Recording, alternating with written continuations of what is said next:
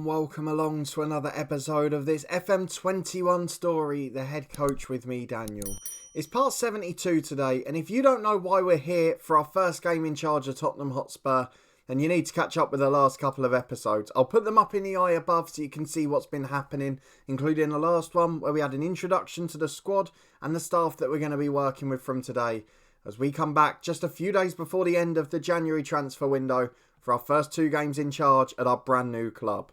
So if you're looking forward to all of that, please do put a thumbs up on the video. We'll meet the tactic today. We'll get into the first matches.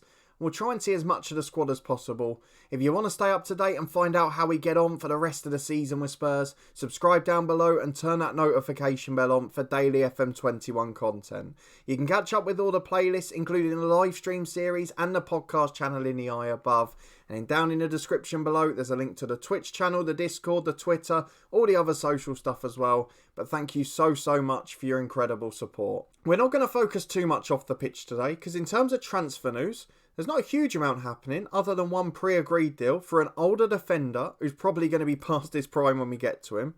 But in terms of outs, there's only really been one so far, and it was a backup goalkeeper who was in the reserves. 31-year-old Alex Palmer, he's gone off to Southampton, our former club, for 650,000. Should we just have a quick nose at them to see if they've put anyone on a transfer list or anything like that? Of course, we have no say in transfers or contracts or staffing or any of that here. But it looks like Fran Perez has been put on the transfer list and is being scouted. So we might have a reunion, we'll wait and see. But an interesting start there for Southampton. In terms of us though, it is all about getting in that top 7. We join at 6 points off now because Wolves have played last night and beaten City, and 5 points behind our former club Southampton and West Bromwich Albion. If we finish in 7th, and as long as other things don't go against us, the FA Cup winners for example, we will be in Europe next season, and that has to be our aim at the moment. The dynamics look decent, the club atmosphere is okay, although some of the boys are a bit unhappy, and the managerial support's very good considering we've just taken over from a lower reputation side. So Southampton, our former club, host Reading in the relegation zone. We host Bournemouth, who are just above it. So let's go and see how we can get on. Of course, Reina, who we met in the last episode, the best player at the club, but unfortunately out injured at the moment. And when there's sort of two options in certain positions, I've gone for the one that's going to be more attacking in this episode, or in this game I should say, rather than the one who's going to be more solid, which we might do against Liverpool at the weekend. So if we have a look at our 11 today, that means we've got Galini in goal. We're starting with the same 4-2-3-1. We said that would probably suit the players that are here. In defence is where we've had most of our decisions though. Sina is in at right back instead of Ngueba. That's because he's the more advanced wing back, likes to get forward more. LaMonaco a centre half instead of Leon King, just because he's a little bit better on the ball and a little quicker, which will allow us to push higher up at home.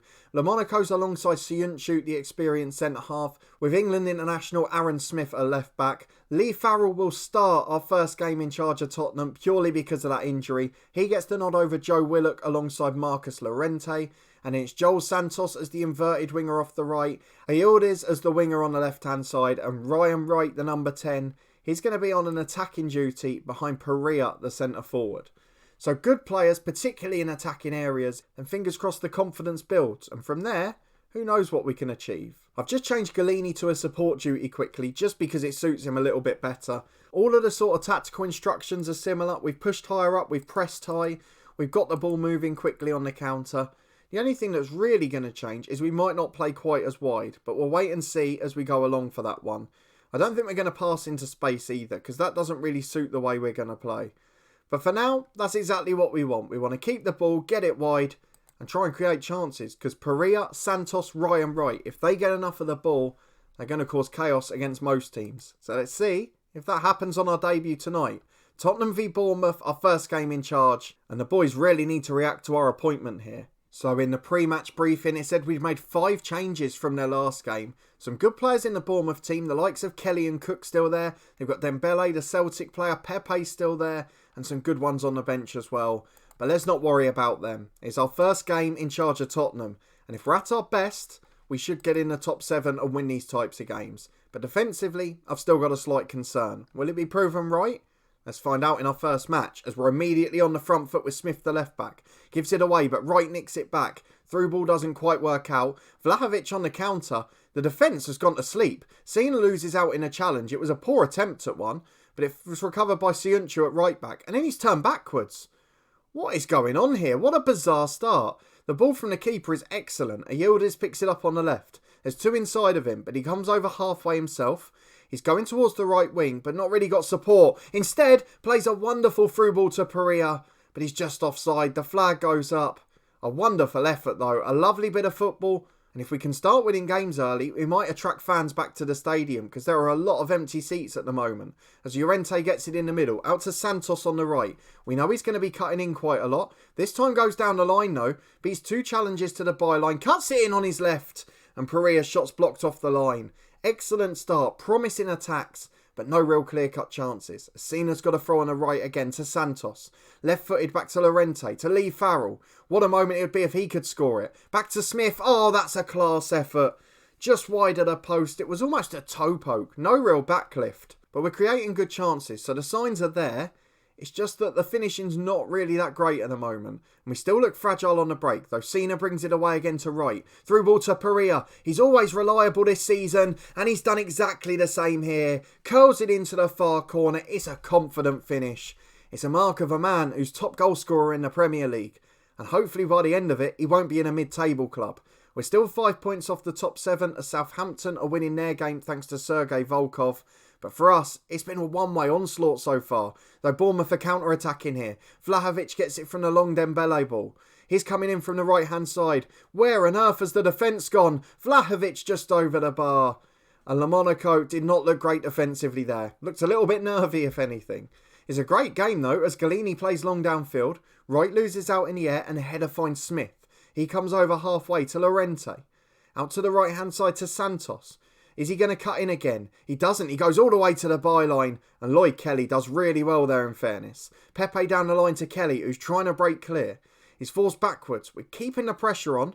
But if they beat it, we look a little bit fragile still. As Cook finds Denner in the centre circle. Out to Dembele on the right. And when it's only 1-0, this is the problem. Dembele down the line. Lamonaco intercepts. Smith finds Wright. Through ball to Pereira. He's in again. Beats the run of the defender. Just gets in behind. It's deflected off the keeper onto the defender.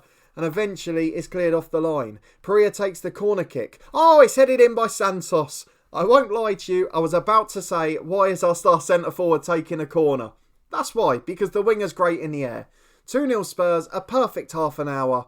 We're very happy with this performance and the team so far. The shape looks excellent, the team look good, and we look pretty dominant in truth. And that's how it stays at half time. No shots on target for Bournemouth, just one real chance earlier in the half. We've had 5 and our expected goals is good, our chances have been great, and our keeping of possession has even been decent. So we've got to bear in mind that this is a good first performance for us. As Cena throws into Farrell. We are still missing our best player due to injury as well. Farrell's switch just reaches Smith. Lamonaco wide to the left winger. Yildiz cuts inside. He goes for the switcher play to Santos. Oh, you can see the attacking talent. Put Reina in here and this front 5 is exquisite. If we can just get a couple of defenders of quality in the summer, this Spurs side will be something else next year. I still don't know why they're mid-table though, as Lamonaco heads a Bournemouth corner away. Santos surging down the line. He's already got 2 goals. Can he get the hat-trick? Into Pereira, so unselfish. And Pereira, I tell you what, he'll be gutted he's missed that. That was a wonderful opportunity by his standards. Another one of our former Hibs heroes, Joey Marshall, as Santos, what a save. Siunchu over. Joey Marshall, a former hero from Hibernian, his equalised for Reading against Southampton, our former club, though Cohen Major has just put them back in front. And with 25 to go, I think we can start resting people. I'm looking at the match loads, I'm looking at the fitness and thinking, can we keep our brightest prospects fit? So Wright is going to be replaced by Dele Alli, who's perfectly comfortable in that role. Farrell looks a little complacent, which isn't particularly a good sign. So we'll bring Joe Willock on for him. And again, not played great, something we struggled with for him at Hibs. And I know Santos is on a hat-trick, but we've got to protect the legs. So on comes Jeremy Boga on the right. He's more natural on the left wing, actually, but he's going to play as a winger here. 25 minutes to go, we lead 3-0. Surely we can't blow it from here. Well, 3.5 minutes to go, and unless there's a late scare or a grandstand finish, this has been just about the most comfortable first day we could have wished for. Although Llorente's had a shot, it's blocked away to Vlahovic. We're still trying to press them high, and we force it back to Kelly, though Martins has beaten the press. It's a 3-on-3 for Bournemouth. They're into the box. Martins across, and it's 3-1. The clean sheet is gone from Norton Cuffy there. And Cena on the right back roll, out of position. LaMonaco, not the best marking in the box. So the frailties are clear in this side. There's no doubt in that. If we had a replacement longer term for Cena, LaMonaco, Galini and Llorente, we'd be a top 4 team. Like Alyadiz gets it again to Smith. Back to Willock on the edge of the box. Willock picks it up for the second time to Dele Alli. Out to Llorente. And his shot's just wide. Still 3-1. We don't need to panic just yet.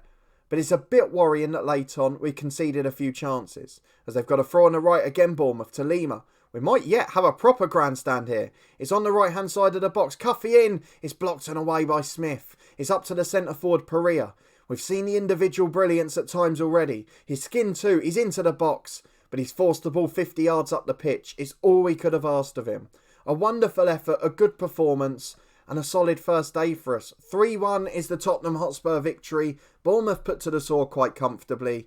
And now in 3 days' time, we head to Anfield for a much tougher test. And we'll probably set up a bit more defensively. We'll rest a few as well, because there's another big midweek game after that. But we'll be back to see how we get on at Anfield. And whether our director of football's busy in the transfer window. Well, we're back to face Liverpool, and we actually have a signing, which I'm very surprised about. Now, it's someone we'd looked at anyway. We've got a few loans potentially going out, and one permanent offer has been accepted for another keeper in the reserves. But much to my surprise, we went past the Longley deal when we were looking at the start of the episode. Now, I don't know whether it's actually a transfer deal from the start and I just missed it, or whether it was a pre-agreed at the end of the year and then they did the buy now thing, but I don't know if a director of football can do that. But Clement Longley's here. £7.5 million he joined for yesterday. Looks a fantastic deal. I was worrying about him joining in the summer because he'd obviously decline a bit more. But for now, he solves one of the holes in the squad and gives us a fantastic personality behind the scenes. So Longley will go straight in alongside Siunchu as our first choice centre-half. And I have no doubt that he will help us on our road to Europe this season. So let's go and get into the Liverpool game, and then we've got the rest of the transfer window. I doubt there'll be much happening for us, because that was pretty much all of our budget gone.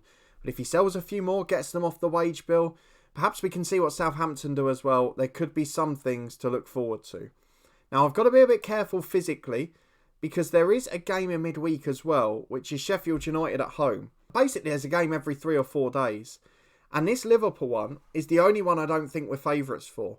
So perhaps, do you know what, I'm going to gamble. I'm going to set up for most of our reserves to play today. And we're just going to try and cling on for a draw. So I'll see you in a minute when we've picked the team. Okay, so here's our version of a rest everyone team.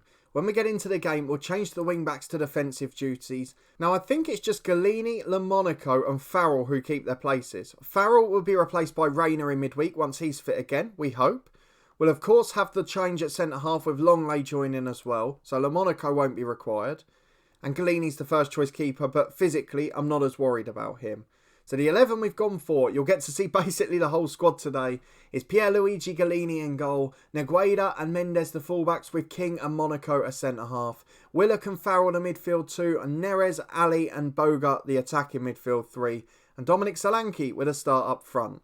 We've got the likes of young wonder kid Tommy Parks on the bench. He's got a chance if needed. We've also got Perea for quality, Santos and Wright the heroes, and then a few defensive ones as well, including Longley for the first time.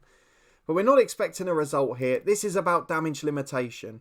And if we can get through the first 4 games, having won 3 of them and just lost this one, we'll be happy enough. So let's go into it and see if we can do just that. Will it pay off? We'll wait and see. A very good Liverpool team, still with a couple of originals, but look at the star-studded lineup. They've got Alisson and Trent Alexander-Arnold still starting, Curtis Jones still there on the bench, Jadon Sancho on the bench, Kovar on the bench, Houssem Ouar's on the bench.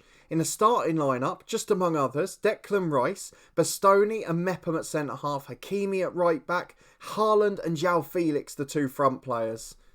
It's a ridiculous team. You can see why Liverpool have been right up there every season. So for us, it's about damage limitation. We're going to drop to a balanced mentality. We're going to drop the wing-backs to potentially defensive duties. I don't want to make them complete full-backs yet because that's a little bit too negative. Willock, we might have to drop into a deeper role as well. We'll try and leave it for now. Jeremy Boga off the left is an inverted winger too. So we're going to play a bit narrower than normal. And we're going to stop looking for the overlap, which we would normally do. So we're sort of going to Jose Mourinho Spurs for this one. I won't do it too often in this save, but just until we get those defensive improvements in, until we get that quality in the squad, this, I'm afraid, is what we have to do. We're going to drop those lines back a little bit. We're just going to try and play a little bit deeper, really try and restrict them. And if we can keep the score down to 1 or 2, or maybe even hold on for a draw for a while, I'll be a very happy man. So into the first half we go. A very rotated side against Liverpool. They've gone 4 up top. And this becomes damage limitation. Let's go and see what we can do. And it's a corner kick for Tottenham. 12 minutes gone. Neres gets the corner in. There were no Tottenham players there. That's not our corner tactic at all. Becker comes and claims it comfortably. And his long clearance downfield finds Ngueba. We've gone for the more defensive fullbacks today. And will it pay off as Boga nods down the kick forward? Farrell brings it down for Mendes. Good to see him getting a little run for us at a top side. I'd love it if this could be his first superstar game. As Boga gets it on the left to Dele Alli. We've not been bad in fairness so far. Mendes on the left back area into the box. The striker doesn't attack it, Solanke. I'll tell you what, if we can keep this score down, what we'll do, I say that as Haaland gets in and drags just wide. If we can keep the score down, then later on we could bring on the likes of Pereira and Santos perhaps and just really go for it. But 20 minutes gone, Liverpool have had all the shots. But there's not been really many clear-cut chances, and we've held our own in terms of territory, as Mendes has a throw on the left again. In towards the box, Declan Rice heads away, and João Felix will get there first. Up to Haaland, skins the defender LaMonaco. Now can Willock get back? He can't. That is absolutely superb. Haaland from 25 yards, spots Galini on the edge of his 6-yard box, just dinks it over him, teases him. It's an unbelievable finish. Now, he's actually won the Ballon d'Or at least once in this save, and you can see completely why. It's 1-0 to Liverpool with 32 minutes gone, and that's the difference in class as Quintero crosses it. LaMonaco heads away. The good thing, we're forcing Liverpool to play their first team, and we're competing with our second. But it is all them in terms of chances, as Alexander-Arnold finds Bastoni making his way back from the corner, long down the left to Kvist. Now, they've left Haaland unmarked in the middle, which wasn't the brightest idea. The first one, he's blocked away, and King clears the second. Quintero gets it into Rice, though. Switch of play out to Hakimi. Was a hero for us at Chelsea in head coach last year. Back to Pedri, into Haaland, and just over the bar. Not like him to miss 2 chances of that quality. And it remains 1-0, but we are clinging on for dear life. And it stays at 1-0 at half-time, but let's be honest. If we lose this game, it doesn't really matter. If it pays off and all of the rested players then win the 2 in the next week, we're more than happy because West Brom, one of those directly above us, and the other one, Sheffield United, we should be winning if we want to get near the top 7. We then just need Southampton to drop a few points, and hopefully they get the tougher games. They're going to have to play the likes of Liverpool and Chelsea and United and all of those. So fingers crossed that's when we'll catch up. LaMonaco is about to get a red card. That is horrendous. Absolutely awful from the young centre-half. I mean, what was he thinking? We've got to stay on our feet, and he has gone flying into that. What's his aggression rating? 7. That's appalling. I've not seen that very often this year. I'm almost speechless. So Dele Alli will have to be sacrificed. On will come Longley for a debut. He's going to go in at right centre-half against all the odds. And on the break, we're just going to try and nick it. So it's only 1-0. Let's chuck on 2 of the stars. David Neres will be replaced by Santos. Pereira will come on for Solanke. And we've just got to try and nick a goal from somewhere. It's going to be one hell of an effort to get back into this. But fingers crossed, with individual talent, we can just nick that one chance and keep it tight at the back. As Galini's got a goal kick, 25 to go. Long down the field to Pereira. Flicks it on for Santos. He scored 2 in our first game and he's curled one just wide there. Even with 10 men on the break, we look a threat. And actually, without the number 10, Santos has got more room to drift into. We've gone to a cautious mentality. I just want to hit them on the break. Just get that one quality chance. Though we can't concede a second as Uar puts it in. Mepham's header straight at Galini. Excellent goalkeeping. And fingers crossed, that'll be the last of the Liverpool chances. Galini goes long downfield. Hakimi heads away. Curtis Jones, the sub, brings it down. Surging down the right. No pressure on him. That extra man really telling in the midfield. Back to Uar. To the edge of the box to Declan Rice. Over to the left to Quintero. Chance to cross, but he's been forced wide. And we're defending solidly here, but Santos can't get the challenge in. It's back to Rice, into Haaland, and just wide of the post. 10 to go. I can't see us getting the goal. But it's been a really good effort with a backup team, and particularly with 10 men for the last 30. Right, we've gone attacking. We've got a corner kick into stoppage time. There's 4 minutes added on and we've played 2 of them. And what I suspect here is Liverpool are going to score this counter. Uar through to Haaland. Must be 2 surely. It's a good save by Galini. We had to go for it. We had to try and nick the draw. But I think if anything, we're going to concede a second as Quintero throws in. Sancho, another one of the subs, loses out in the air. Santos finds Pereira. Can we nick one? This would be an incredible moment. Pereira comes forward. He's going all alone. He's skinned 4. He goes wide and it's overhit. And Boga has run inside. The ball's gone past him out wide.